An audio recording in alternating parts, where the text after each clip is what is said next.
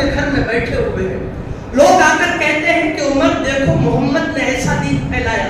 لوگ یکے بعد دیگرے ہمارے دین کو گالیاں دے رہے ہیں, سب کو ستم کر رہے ہیں. محمد کا دین ایک وقت آئے گا کہ غلبہ پا جائے گا. عمر یہ کیا ہو گیا؟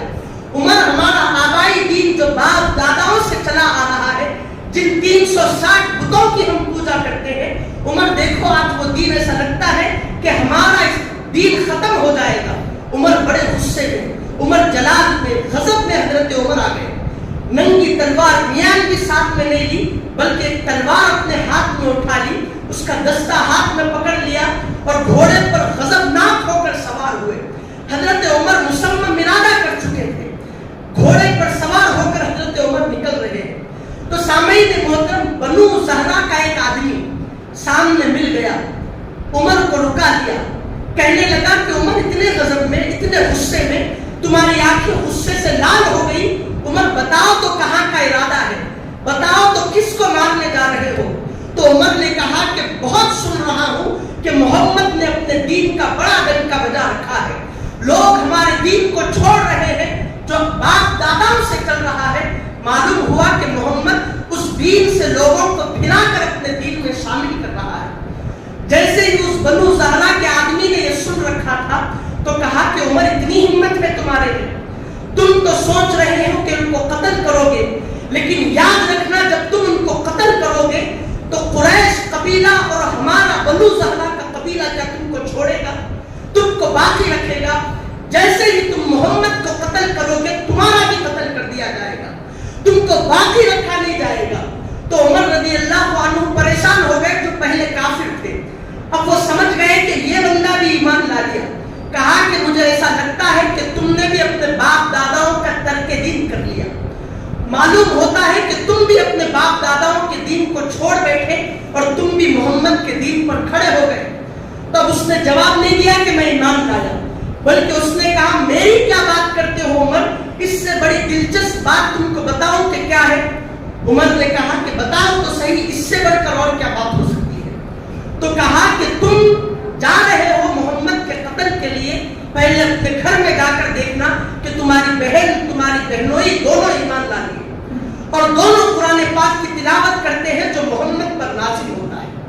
تو سامعین محترم, عمر نے کہا کہ یہ ہو ہی نہیں سکتا. جتنا غضب میں تھے اس سے بڑھ کر غضب میں آ گئے, اس سے بڑھ کر جلال میں آ گئے کہ ایسا کیسے ہو سکتا ہے.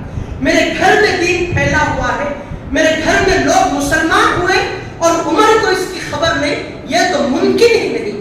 حضرت عمر گھوڑے کو پلٹا دیے, رخ کو موڑ لیا اور اپنے فوری گھوڑے کو بھگاتے ہوئے, رفتار پکڑاتے ہوئے اپنے بہن اور اپنے بہنوئی کے گھر پہنچے.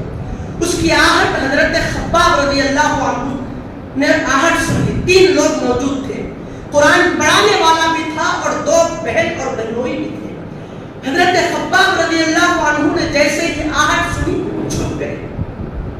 اور سامعین محترم, بہن اور بہنوئی کو معلوم ہوا کہ عمر آ رہے ہیں. اس وقت وہ قرآن پاک کی سورہ طٰہٰ کی تلاوت کر رہی تھی. اب انہوں نے اپنی تلاوت کو دھیمی کر دیا, آہستہ کر دیا. عمر نے دستک ماری, اپنے بہن اور بہنوئی کے گھر آ کر دستک دی کہ بہن کھولو دروازہ. اب بہن نے کیا کیا, صحیفے کو بند کر دیا اور الماری میں لگا دیا. اور اس کے بعد دروازہ کھولا تو عمر نے کہا کہ بتاؤ تو صحیح تم کیا پڑھ رہی تھی, تم کیا کر رہی تھی اپنے گھر میں بیٹھ کر. بہنوئی سے پوچھا تو انہوں نے کہا, بات کو ٹال کر کہا کہ نہیں ہم تو بات کر رہے تھے, آپس میں ہم تو بات چیت کر رہے تھے, شاید کہ وہ تم کو سنائی دی ہوگی. حضرت عمر نے کہا نہیں ایسا نہیں ہو سکتا, مجھے بتاؤ کہ تم کیا پڑھ رہے تھے اور کیا کر رہے تھے. میں نے اپنی کانوں سے آہستہ تمہارے پڑے ہوئے کو سنا. تو بہن نے بے خوف ہو کر کہا کہ عمر ہاں ہم محمد رسول اللہ کے دین پر ایمان لائے ہیں اور ان پر جو کلام اللہ کا نازل ہوتا ہے اس کلام کی ہم تلاوت کر رہے تھے جو تمہارے کانوں میں آہستہ پڑا. تو حضرت عمر رضی اللہ عنہ غضبناک ہو گئے. بہنوئی نے جب یہ بات کہی تو غضبناک ہو گئے اور جیسے ہی بہنوئی نے کہا کہ عمر تمہارا دین تو بیکار ہے, جس دین پر عمر تم ہو وہ دین تو باطل ہے, اصل دین جو ہے وہ محمد رسول اللہ لے کر آئے ہیں, تمہیں بھی چاہیے کہ عمر تم بھی ایمان لا دو. جیسے ہی عمر نے اپنے دین کی مخالفت سنی اپنے بہنوئی سے تو نہیں دیکھا شوہر ہے، نہیں دیکھا کہ وہ میرا ایک رشتہ دار ہے، نہیں دیکھا کہ وہ میرا ایک بہنوئی ہے۔ جیسے ہی اپنے باطل دین کی مذمت دیکھی، فوری بہنوئی کو پکڑ کر تماچا مار کر ڈھکیل دیا اور اس کے سینے پر بیٹھ کر مارنے لگے، اس کا منہ پھوڑ دیا۔ بہن سامنے آ گئی، بچانے لگی کہ عمر یاد رکھنا تمہارا یہ جو دین ہے یہ باطل ہے، ہم محمد رسول اللہ کے دین پر ہے۔ وہ بھی حضرت عمر کی بہن ہی تھی۔ تو جیسے ہی بات سنا، بہن کو پکڑ کر اپنے بازو سے ڈھکیل دیا، بہن وہاں پر جا کر گر گئی اور بہن کے منہ سے خون نکلنا شروع ہوئے۔ سامعین محترم، حضرت عمر نے کہا کہ تم اپنے دین پر جو کل تم مسلمان ہوئی، کل کے دن اتنا پرانا ہمارا دین چھوڑ کر تم ایک ایسے دین کو اپنا لیا اور اس پہ اتنی تم زور دکھاتی ہو، اتنی تم قوت دکھاتی ہو، بتاؤ تو میں بھی دیکھنا چاہتا ہوں تمہارا دین کیسا ہے۔ وہ جو تم پڑھ رہی تھی محمد کا کلام جو اللہ کی طرف سے نازل ہوا، بتاؤ میں اس کو پڑھوں گا، میں بھی دیکھوں گا کہ تمہارے دین میں کیا ہے، تمہارے رسول اللہ کا جو کلام ہے اس میں کیا لکھا ہے، میں پڑھنا چاہتا ہوں۔ کیونکہ ان کا زور دین میں اس قدر دیکھا کہ پریشان ہو گئے، ماں بھی قبول کر رہے ہیں اور اپنے دین سے ہٹ بھی نہیں رہے۔ عمر نے طلب کیا کلام اللہ، بہن نے کہا عمر تم نہیں چھو سکتے۔ کہا کہ کیوں نہیں چھو سکتا؟ کہا کہ یہ اللہ کا کلام بڑا پاکیزہ کلام ہے، اگر تم کو چھونا ہے تو عمر یا تو تم غسل کرو یا تو تم پہلے وضو کر کر آؤ۔ اب حضرت عمر رضی اللہ عنہ کے ان کی بہن نے وضو کرایا، اچھے سے انہوں نے وضو کیا اور سورہ طٰہٰ کو ان کے سامنے رکھا۔ حضرت عمر رضی اللہ عنہ سورہ طٰہٰ کی تلاوت کر رہے تھے، پڑھتے پڑھتے پڑھتے ایک آیت پر پہنچے، کہا کہ اننی انا اللہ لا الہ الا انا فاعبدنی واقم الصلاۃ لذکری۔ یہ آیت پر پہنچے تو عمر کے رونگٹے کھڑے ہو گئے۔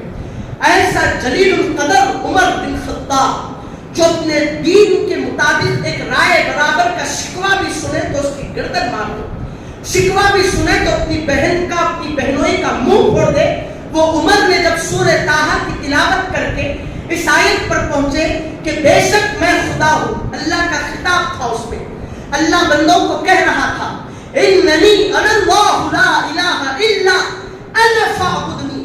اللہ نے کہا کہ بے شک میں خدا ہوں، میرے سوا کوئی عبادت کے لائق نہیں، میرے علاوہ کوئی معبود نہیں، میں ہی ایک خدا ہوں، میں ہی زبردست قوت والا ہوں۔ فاعبدنی، تو تمہیں چاہیے کہ تم ایک خدا یعنی میری پرستش کرو، تم میری عبادت کرو۔ وَأَقِمِ الصَّلَاةَ لِذِكْرِی، اس میں لکھا تھا کہ تم میری یاد کے لیے نمازوں کو قائم کرتے ہو۔ عمر کے رونگٹے کھڑے ہو گئے، جس کا یہ کلام ہے اس سے ملنا پڑے گا۔ کہا کہ مجھے اب لے چلو، میں محمد سے ملاقات کرنا چاہتا ہوں۔ اب وہ جو چھپ گئے تھے حضرت خباب رضی اللہ عنہ سمجھ گئے اور فوری نکل کر کہے کہ عمر یہ جو تم باتیں کر رہے ہو، جمعرات کی شب کو پیارے حبیب علیہ السلام نے دعا مانگی کہ مولا عمر کے ذریعے سے دین کو غلبہ عطا فرما، اور عمر مجھے لگ رہا ہے کہ یہ باتیں آج سچ ہونے والی ہیں، چلو عمر میں تمہیں محمد سے ملاتا ہوں، رسول اللہ صلی اللہ علیہ وسلم سے تمہاری ملاقات کراتا ہوں۔ گھوڑے پر دونوں سوار ہو گئے، چلنے لگے کہ دار بنی ارقم میں حضور جلوہ فرماتے، دروازے پر کوئی کافر آ کر حملہ نہ کر دے، اسی لیے آپ کے چچا حضرت حمزہ رضی اللہ تعالی عنہ اور آپ کے ساتھ کئی صحابہ ان کی نگرانی کرتے ہوئے بیٹھے تھے کہ کوئی آ کر حضور پر حملہ نہ کر دے، جب لوگ بڑے قوت میں تھے کافر لوگ۔ اب جیسے حضرت حمزہ کی نظر عمر پر پڑی تو کہنے لگے کہ اگر اس کا عمر کا ارادہ نیک ہے تو پھر وہ ہمارے سے بچ جائے گا، اگر اس کا ارادہ ہمارے متعلق برا ہے تو پھر یہ کوئی بڑی بات نہیں کہ عمر مارا جائے گا۔ اب جیسے ہی حضور کو خبر دی گئی کہ عمر آ رہے ہیں، اللہ نے تمام پورا جو ہوا تھا حضرت عمر کے ساتھ پورا وحی کے ذریعے سے معلوم کرا دیا۔ اب حضور سمجھ گئے کہ عمر آ رہے ہیں لڑنے کے لیے نہیں، جدال و قتال کے ذریعے سے نہیں، ہماری غلامی پکڑنے کے لیے آ رہے ہیں۔ تو سامعین محترم، آپ اپنی جگہ سے اٹھے اور عمر کا ایک ہاتھ پکڑا، بازو پکڑا اور ان کی تلوار پکڑی اور کہا کہ عمر کیا چاہتے ہو، مومن مسلمان بننا چاہتے ہو یا اپنے ہی دین پر مرنا چاہتے ہو؟ جیسے ہی حضور پاک علیہ السلام کے جلوے کو دیکھا، ان کی نورانیت کو دیکھا، یا رسول اللہ کلمہ پڑھائیے، تو فوری اشہد ان لا الہ الا اللہ و اشہد ان محمد رسول اللہ کہہ کر دین کی سرفرازی کی، دین اسلام میں داخل ہوئے۔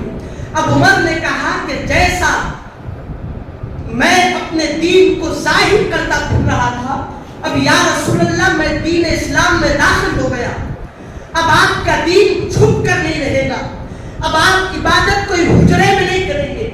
جس طرح کافر مکہ المکرمہ میں کھڑے ہو کر شان کے ساتھ باطل خداؤں کی پیروی کرتے ہیں، یا رسول اللہ اب یہ عمر دین اسلام میں داخل ہو گیا، اب جب تک عمر کی سانسیں رہیں گی دین اسلام ظاہر ہوتا جائے گا۔